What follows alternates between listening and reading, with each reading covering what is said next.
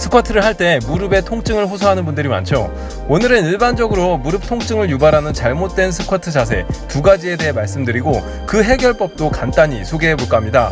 첫 번째는 무릎이 앞으로 밀려나가는 경우입니다.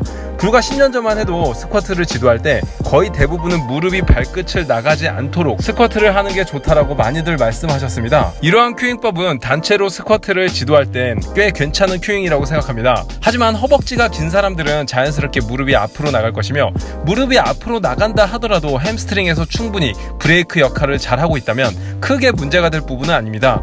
오히려 무릎이 앞으로 많이 안 나오더라도 햄스트링이 브레이크 역할을 잘 하지 못해서 무릎에 체중이 쏠려버리는 동작이 나온다면 무릎 통증이 생길 수가 있는 것이죠. 물론 이러한 분들이 발끝을 넘어가면서까지 스쿼트를 한다면 전단력으로 인해 더 큰 통증이 생길 수 있습니다. 이러한 분들은 전단력의 예방을 위해 햄스트링의 신장성 근력을 강화시키는 게 중요합니다. 즉 무릎이 쉽게 앞으로 쭉 밀려 체중이 과하게 실리지 못하도록 하는 햄스트링의 브레이크 기능을 살려주는 것이죠.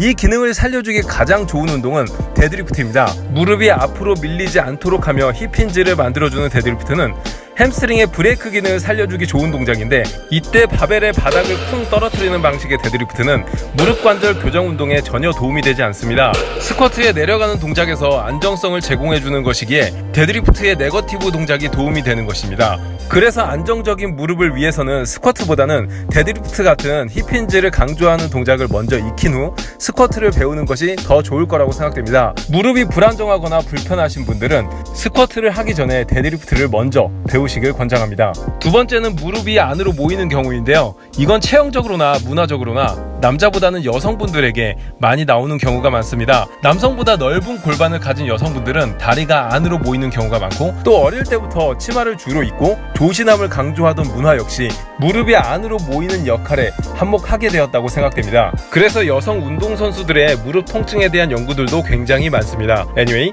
이렇게 무릎이 안으로 모이며 스쿼트를 하게 되면 무릎 안쪽으로 체중이 실리면서 무릎 주변에 통증이 생길 수 있습니다. 이런 경우 고관절을 벌리며 무릎을 열어주면 해결되는 분들도 있지만, 이게 고관절의 문제가 아니라 발목의 유연성의 부족으로 인해 생기는 경우도 꽤 많습니다.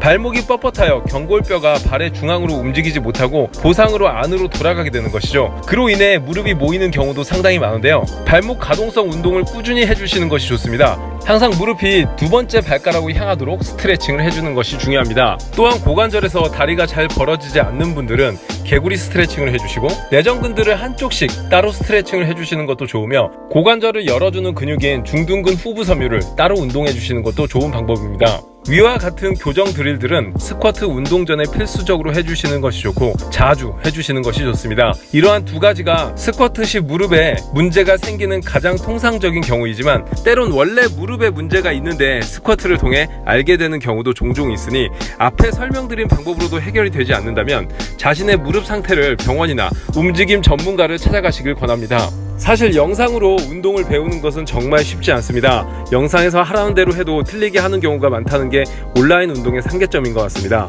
그러므로 쉽게 만날 수 있는 트레이너들의 역량이 많이 올라가야겠죠. 개인적으로는 체육대학이 많이 발전했으면 하는 바람입니다. 이상 3분 운동 과학이었습니다. 감사합니다.